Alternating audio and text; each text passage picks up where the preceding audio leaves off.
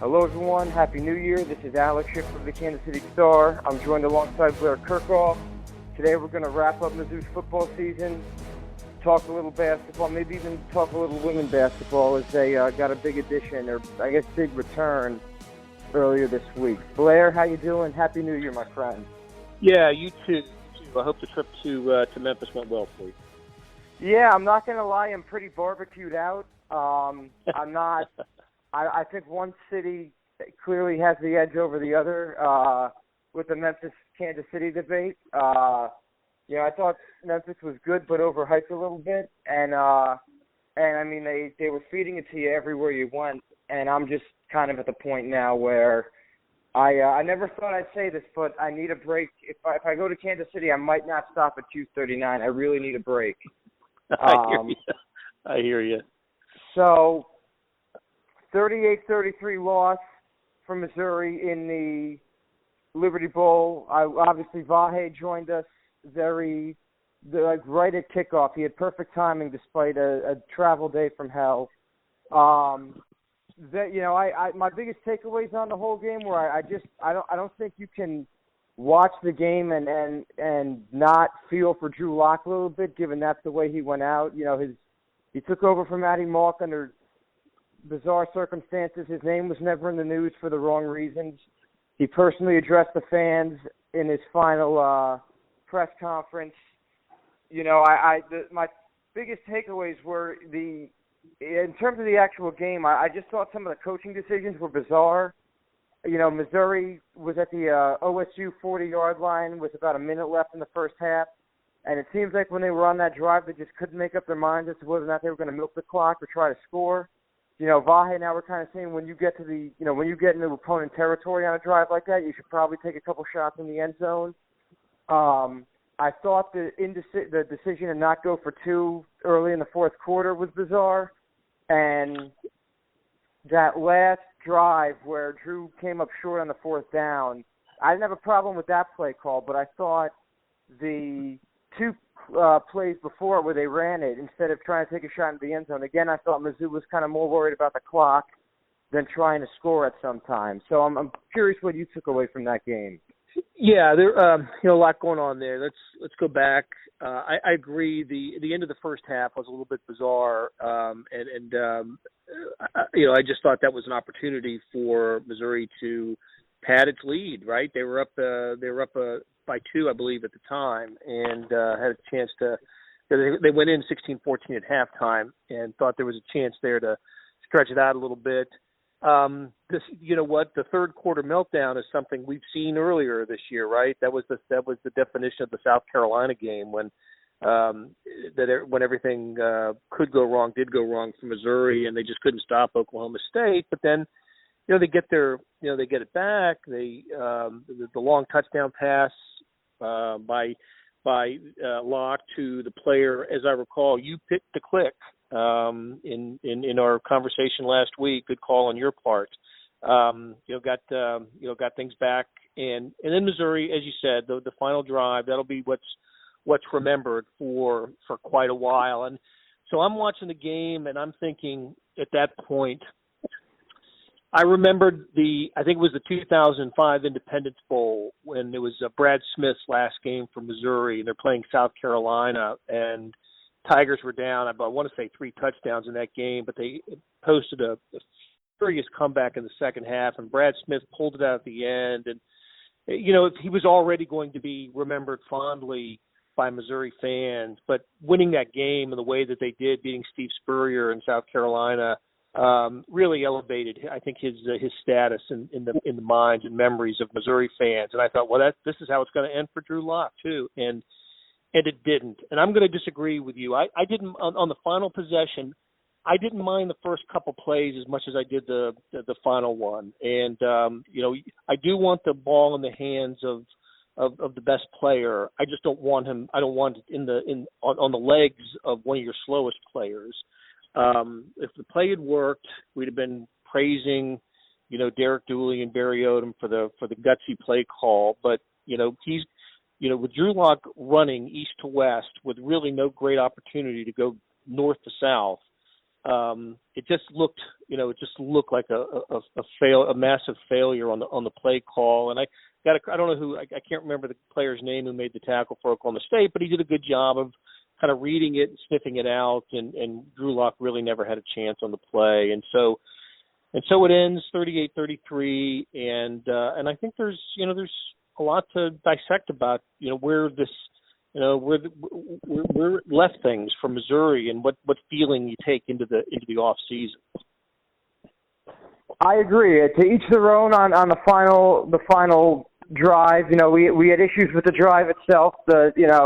Doesn't matter what the plays were, but I agree. Drew Lock was never a dual threat quarterback by any means, and if you're going to go for on a fourth down running play. Larry Roundtree had an unbelievable night. They had plenty of depth at tailback. I agree with that. I thought Vahe's column kind of hit the nail on the head with Barry, where he has this unbelievable month of December, the first 30 days. He lands Kelly Bryant, gets a contract extension. He signs a class that has a lot more in-state talent than last year's. They get ranked in the college football playoff, even if it's towards the bottom. It's kind of set up to a T for them to win this game and kind of go into the year with all this momentum. And Vahe's, analogy was that, Barry does all these good things, but he always gives you a moment for pause that stops you from putting all your chips in the middle of the table for him. And I think, we've talked before about, maybe with Drew Lock and Brad Smith, the comparison. If Missouri has a 10-win season next year, Drew's legacy gets a little bit better with age. No coach is perfect. I mean, even Bill Belichick, even though he wins, stuff comes back to bite him with the Deflategate and all that stuff. Nobody's perfect, but I do think that, Barry's the two biggest things that kind of hurt Barry in that game were definitely the in-game decisions, because multiple times throughout this year, and you mentioned the South Carolina game, it seems like Missouri didn't, Barry and Derek Dooley or Barry and his staff were not on the same page with either the play calls or the decision-making, and that has to get better. And even, the defense, I mean, DeMarcus Acey, I felt a little bad for him too. He had an awful game, but he did have overall a good season. He picked a very bad time to have his worst game. Yeah. But there was some good things that the defense did, and they did give the offense a chance to kind of get back in it and win the game. They didn't let OSU run away with it for good. But I agree that, I think, and look, I mean, I thought after the game Missouri's players were more upset about the season being over than they were about the actual game. And I think, talking to Vahe a little bit about that, Barry already had his contract extension. He wasn't getting fired. No jobs were on the line for this game. It wasn't a championship game like the SEC title game or the CFP. And it seems like they were very at peace with the whole thing.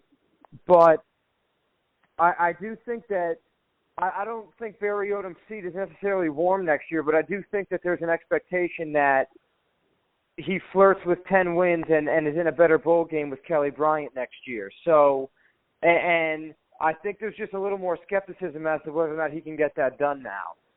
Well, that's a good point, and I don't disagree with it. Let me a couple of thoughts. First of all, I was pretty impressed with Taylor Cornelius, the Oklahoma State quarterback, and I thought he played an exceptional game for somebody who was a first year starting quarterback. I thought he did a really nice job and used his weapons well. And but we went into this game looking at 8-4 Missouri against 6-6 Oklahoma State, and there was a reason why the Tigers were favored in this game. I think by all accounts, we even those who follow the Oklahoma State program believe Missouri's the better team with a better season, and was just there was a good reason why they were favored, and they didn't in the end they didn't get it done. So now if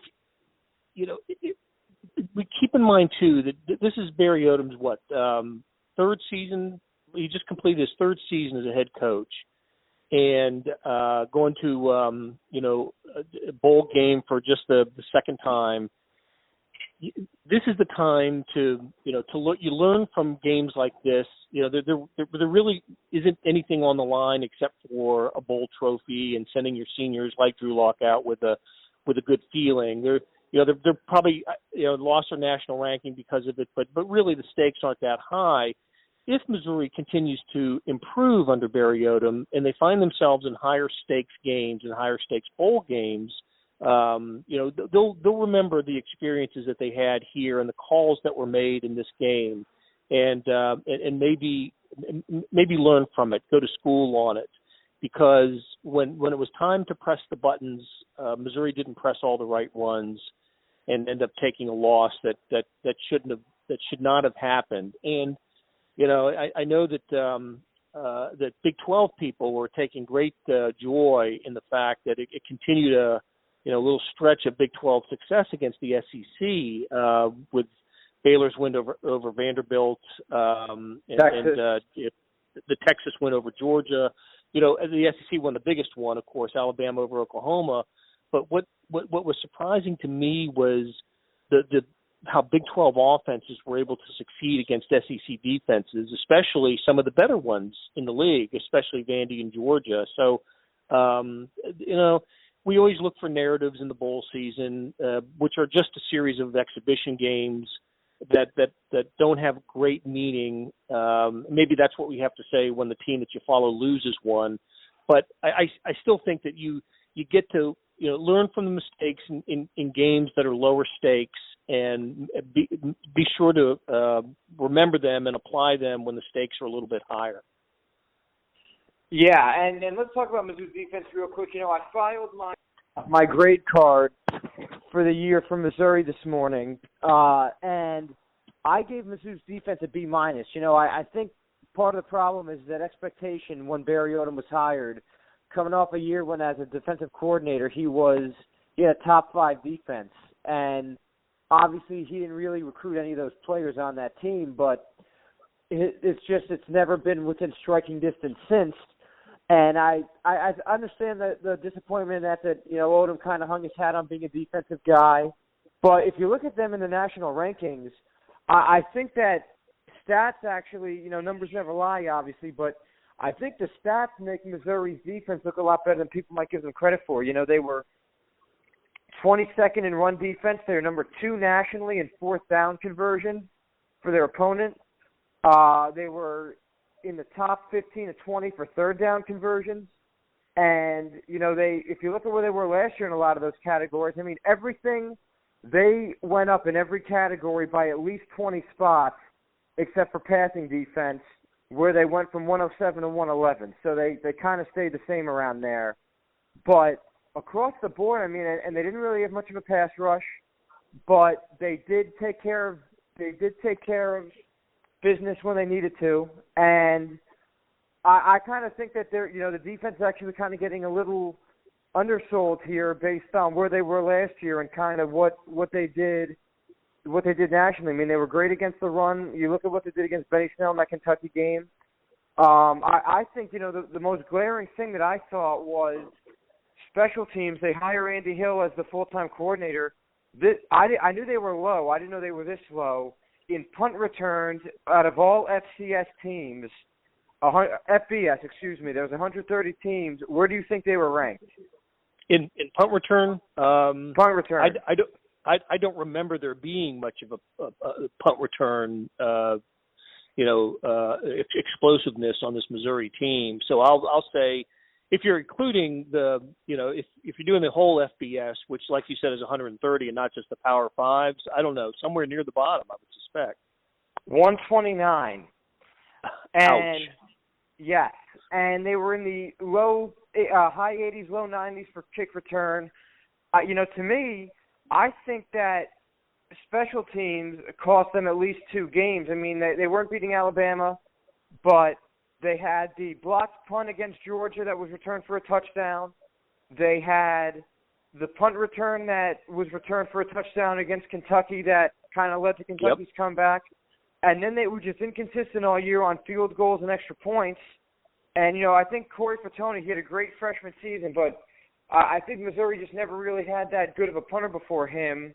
and his stock was always a little higher than it should have been. He had a good year, but I don't think that he was Michael Dixon like Dixon was in the Texas Bowl last year or in the NFL now. So I feel like special teams is the most glaring thing this team needs to address going into the offseason, because this is a program that had Jeremy Maclin as a dynamic returner. Marcus Murphy was an All-American.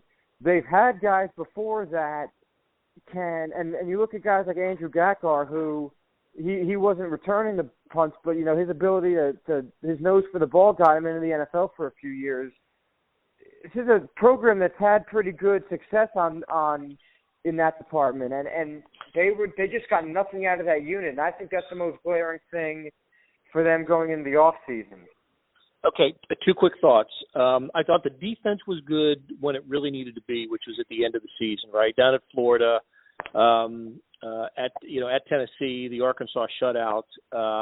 They did have to kind of outscore Vandy, but when it needed to be good, at the time of the year when it needed to be good, it was at its best. So I give it credit for that. And you could not be more spot on about special teams. I think if you're playing in the SEC, which we acknowledge, we'll all acknowledge is the best conference, the toughest conference, just week in, week out, when teams like Kentucky can rise to the level and beat Penn State in a bowl game, and Vandy brings a snarl every week, and Tennessee's finishing at the bottom, and what kind of program they have. When you're playing a solid program every week, and you are good in special teams, you have a big advantage. I cover a lot of NFL now, and my eyes have been open to not that I didn't realize how important special teams were, but in the NFL, all teams are basically created the same. The difference is a little bit of coaching, often the quarterback, but in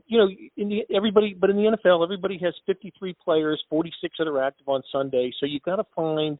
You can't leave any stone unturned, and you got to find edges where you can. And in the NFL, special teams can be an edge if you're coordinated there, if you've got speed at return, if you're disciplined, and you don't have a lot of penalties on, a lot of blocking the backs on return, things like that. That can be a huge difference in the NFL, just as it should be in the SEC. Now, look, there's no denying that Alabama kind of separates itself from everybody. They just have more talent, more depth at every position. But once you get past Alabama, I didn't see a whole lot of difference this year between teams in the SEC, and that includes Georgia, especially the way the game ended, or the season ended for the Bulldogs. So I tell you what, I think that is absolutely spot on, that needs to be an emphasis for the Tigers and special teams. Back when Oklahoma was getting really good under Bob Stoops back in the early 2000s, one of the things that they did was they put starting defenders on the special teams. So you had your starting linebacker out there, blocking or on kick coverage, and you had your safeties returning kicks and punts, and you had your very best athletes out there on special teams. And Oklahoma got to the top of the college football by having some of the best special teams in the country. We know that Virginia Tech and Kansas State and teams like that historically are good on special teams. With talent that's not as good as maybe others in their conference, we're able to rise to a level that you might not expect because of special teams. So I know you asked for, you got more than you bargained for on the special team soliloquy, but I am a big believer in not only taking care but emphasizing that phase of the game for college and NFL teams. I agree with you completely. It's funny when you were talking about the NFL, I thought you were just going to talk about the Chiefs, because what they can do on special teams with Tyreek Hill, it's a game changer for sure. And with Andy Hill in charge, people have been calling for his job. You've been around him longer than I have. Andy Hill, it's a shame that this is the way he's 58, I want to say, kind of getting close to the end of the road, and you can't help but feel bad for him, I feel like, because I think in the bigger picture he's getting a bit of a raw deal. I think so many things about him are kind of undervalued. He was on Larry Smith, Gary Pinkel, and now Barry Odom's staff at Missouri. There's not a lot of coaches, if any, that can say they've survived at a school with 2 coaching changes like that. and even though Odom was kind of an internal hire, I mean, only 2 coaches survived, him and Cornell Ford. I mean, I think that in modern times when, you look at Manny Diaz come back to Miami and clean house on the offensive staff, I do think that his longevity at Missouri is kind of unappreciated in the current college football climate. And, I mean, he was a position coach for Jeremy Maclin. He's the lead recruiter for Kansas City. He helped them get Drew Lock, Charles Harris. We'll be here a little bit on some of those guys. And my whole thing is, what do you do with him? I don't think, he's kind of an institution. You can't really fire him. He's got a year left on his deal. And Barry Odom has some vacancies to fill on his staff. Ted Monachino, who I know Missouri really wanted to try to keep. He was the Ravens linebackers coach the year they won the Super Bowl. He just got hired by K-State. Every single player and coach spoke glowingly of him and his football prowess. He left. They have a defensive analyst spot open. Neil Renner left. Obviously, Joe John Finley left. So there's a vacancy on the offense. Do you move A.J. O'Falley to tight ends and hire a wideouts coach? Do you do a lot of shuffling and maybe move Andy Hill back to wideouts and put someone else in special teams? They have a lot of options, but I don't know. I don't know what the solution is, because I don't think it's a great look if you get rid of Andy Hill, and I also think that the unit was too bad to not do some kind of shake-up there. Well, I would, Andy Hill is he's just Kansas City's coach, basically. He's the almost the Missouri liaison in Kansas City.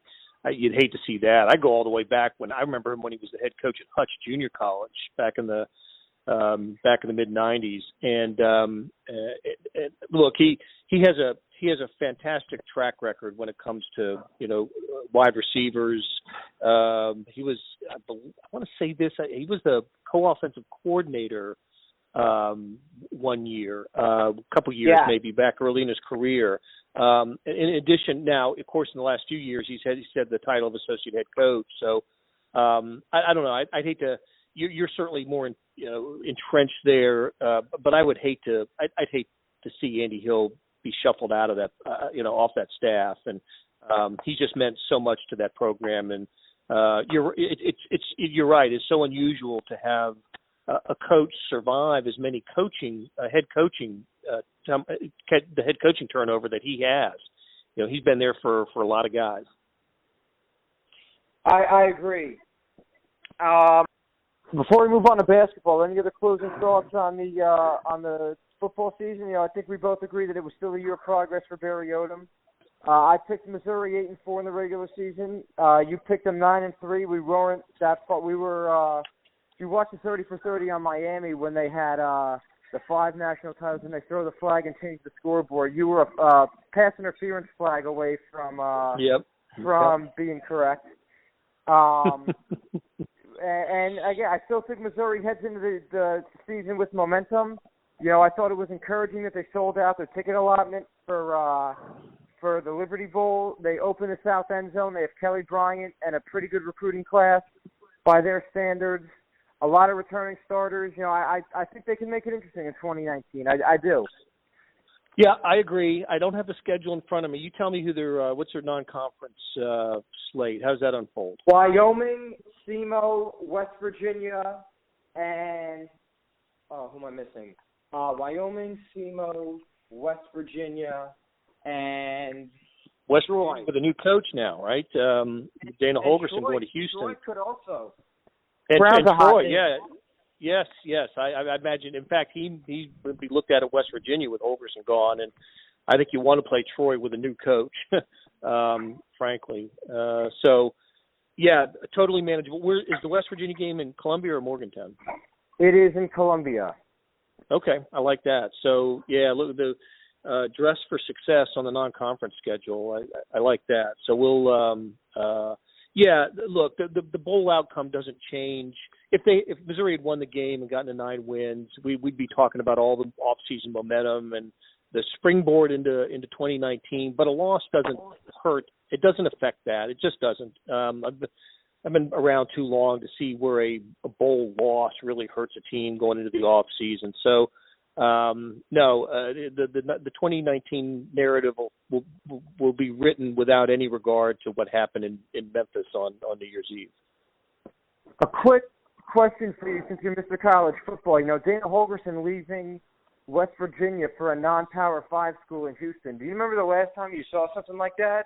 I'd have to think back to when. Yeah. It's rare. It's very rare.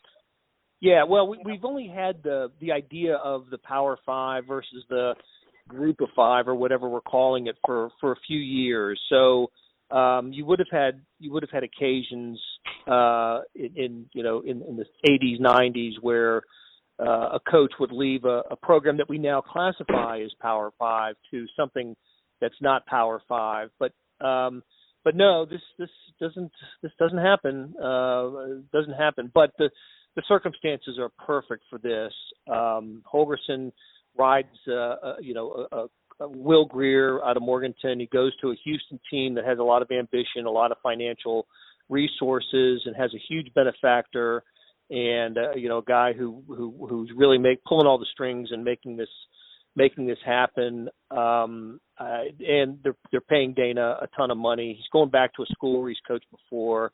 And I think it's actually a pretty good move for Dana Holgorsen. It also helps Houston in its bid to want to become a Power 5 program, likely in the Big 12 if there is a place for the Cougars in the Power 5 world. So I think I don't blame Holgorsen for doing this. I don't think he's any farther away from a national championship at Houston than he was at West Virginia. It's an interesting point. I'm curious if he can get, Houston's got some other administrative stuff going on, but I'm curious if he can really give them a good show if we see expansion again down the road, if Houston gets invited to like the Big 12, because obviously that's a market they're kind of by it with Baylor, even though Waco's kind of in between Houston and Dallas, but as you said, it makes a lot of sense down the road and long term with the way the college football landscape's going. Well, let me just say this. The difference between Houston and like a Missouri or West Virginia right now is Missouri or West Virginia can have one regular season loss, and because of the conference that they're in, win their conference championship game and be in the college football playoff.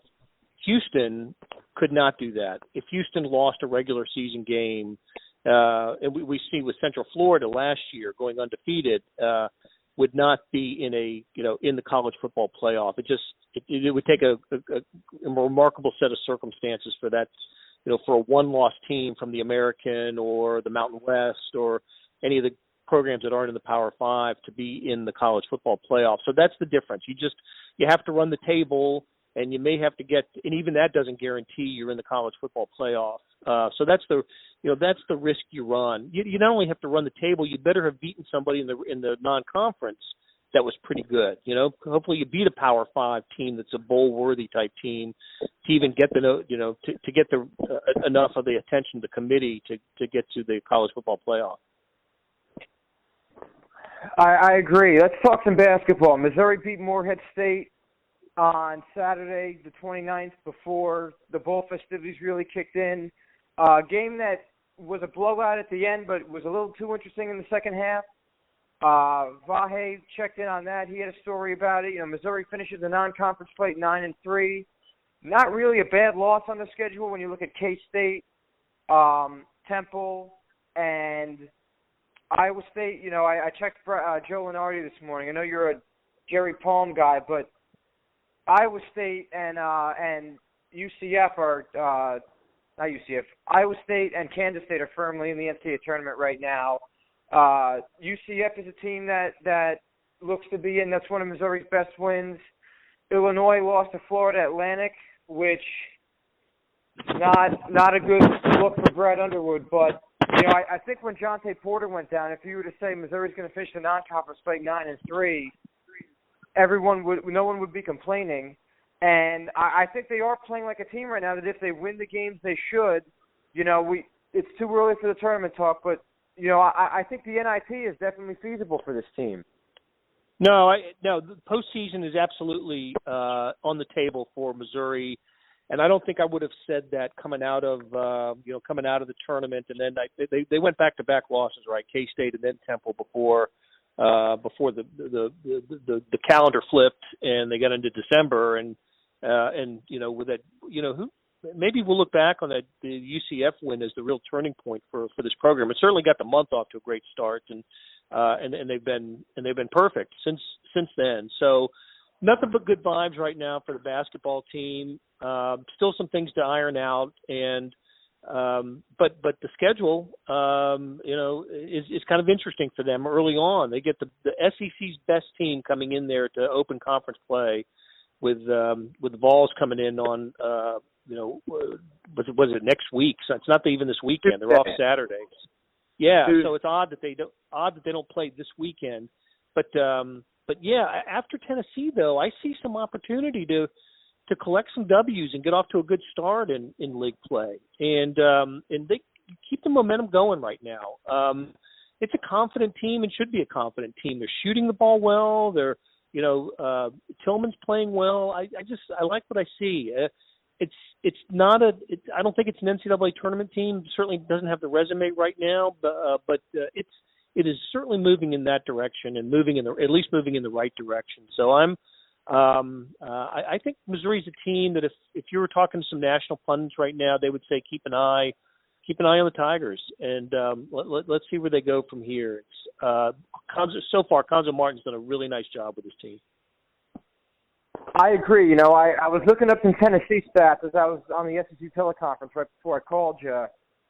Tennessee is so freaking good. I mean, Rick Barnes, I think that I don't want to – I like Shaka Smart, but, I think that given what Rick Barnes has done at Tennessee, I don't know if you're Texas right now, if you're happy with the decision to move on from him. He had a couple of down years, but, clearly he can still coach. They were picked in the cellar last year, and they went and won the league. They were a Clayton Custer shooter's bounce away from a trip to the Elite Eight. And I think Admiral Schofield's phenomenal. I was looking up Grant Williams' numbers. I mean, he was averaging 15, 6, and roughly 4 or 5 assists a game last year. All those numbers are up.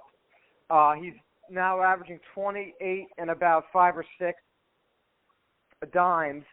I mean, they're a fun team to watch. You watch the way they played against Gonzaga. I think they could legitimately cut down some nets this year. And I'm more of a veteran guy where, Kentucky always has the freshmen. They reinvent the wheel every year. But Tennessee's not just good and has multiple guys that can kill you. They're all upperclassmen. So I think they're more of an old-school team that bodes well for them in this league where there's a lot of Kentucky guys, and Florida has some 5-star one-and-done potential guys. I think they're very dangerous. And my bold thing was that if Missouri were to somehow win this game, they find a way to make the NCAA tournament. That a win like that would go a long way for them. I wouldn't even be surprised if they got AP votes after a win like that. Oh, no, they would. There's no doubt that they would. If they beat Tennessee, the narrative changes. It just does. If they're good enough to beat, I don't care if it's wherever it is, but if they beat them in Columbia, that's you look at Missouri differently. You look at them as now they're knocking on the door of the NCAA tournament, and now they've got the resume win that is as good it's as good a win as they'll have this year, right? I mean, do they play at Tennessee later in the year? I mean, they do. Yeah, they're at Tennessee in early February. So this is and I know they're at Auburn too, but if, when you look at the SEC, what's left on the schedule, and they don't play in the Big 12 SEC Challenge this year, so it's only SEC games left. You look at the schedule, there are, just a handful of great opportunities. And Mississippi State's off to a good start, and, they've got the national ranking, and Kentucky's Kentucky. But there's just a handful of games to boost your resume, and Tennessee at home is one of them. This is a good opportunity. I don't know if there's a better time for Missouri to be playing Tennessee than right now, based on, they'll have had a nice long layoff, they'll rest it up, they're coming off of, a good month. It's a good spot for Missouri to be, and I think we look at Missouri differently if they find a way to to beat Tennessee on net, like you said, next Tuesday. So I'm all eyes will be on that one. I know if Vahe's not there, I'm definitely going to be there for that one. Nice. I look forward to your company. If Missouri doesn't beat Tennessee, I think the goal is to go 1-1 next week and win the second half of the week at South Carolina. Real quick, since I was thinking about this over the course of the call. There's no Chiefs games to make predictions for. There's no Mizzou games to make predictions for. Here's what we'll do to end on a fun note. I think it's a good game for Missouri if they're if they're within single digits of Tennessee with 8 minutes left in the game. I think if they were to lose that, that's still an encouraging sign for the team and Conzo Martin to hang with a top 3 team like that and be in a position to make a run at it late.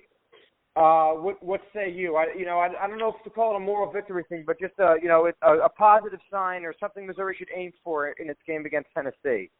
Well, it's a good question. I would say for people who follow Missouri closely, like you do, it's fair to look at that type of effort and signs, and just look for a team that'll battle, that'll play hard through the through the entire second half. I would submit that Tennessee would be about a 6 to 8 point favorite in that game, maybe even more. I don't know, but just play them hard, don't get blown out at home. But when it comes to what the committee will look at, all they'll see is a score or just a W or an L, and a 1 point win for Tennessee is just as significant to them as a 15-point win for Tennessee in that moment. So it'll be a great opportunity, the best opportunity so far this year for Missouri to measure itself. It's not the early season. Let's adjust to life without Jonte Porter, which I think affected them in the Iowa State game and in the against Kansas State, maybe Temple. They seem to have found the identity since then. But now, I think we've settled on the idea that this has a chance to be a good team with a nice record, with postseason play on the table for them. Get after Tennessee, get after it, and push it, and play to their strengths, and hope Tennessee's a little bit off that day. They'll need the home crowd. They'll need a good atmosphere there for it to be the most effective atmosphere that you can. That can be provided. I'm curious about this game. It's the most attractive game on Missouri's schedule this year, and I don't know if the students will be back. I kind of doubt it given the date, but they'll need to have a good crowd for that one. Agreed. One last thing before we get out of here. Sierra Porter returning to the women's basketball team. There will be a Porter playing for Missouri basketball this year. She medically retired in June because of knee issues. She was feeling good enough to give it another go, and I'm a little bullish on her return. I think it's great for Missouri. I think it's great for morale and for the fan base. I think that if you're Robin Pinch and you're doing everything you can to go out with Sophie Cunningham making it to the Sweet 16 and pushing the program forward, I just think that it's, for the people that are saying that this solves all their problems and everything, I think it's tough to add a player back mid-season that has had injury issues before, and I think that just those expecting her to set the world on fire are a little unrealistic. And if she can give this team 10-5, 10-6, she averaged 10-8 for her career, but kind of be a little understanding of the situation. I think that's good for them. I'm just curious for your quick thoughts on that.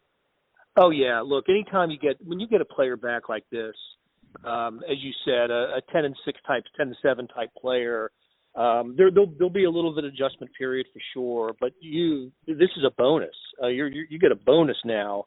Nothing but positive news for Robin Pinkston's team. I'm happy. I'm happy for the Porter family who've had so much to deal with in terms of injuries, and this. No. There's no way. To me, there's no other way to interpret this, but good news for the Tigers. And I guess she's been in. Is the one game so far? And 4 points, 2 rebounds in 11 minutes.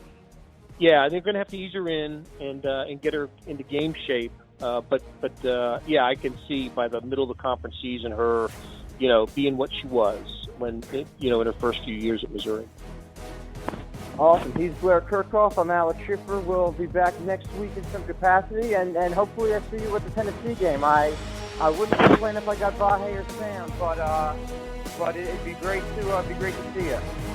All right, Alex. Take care.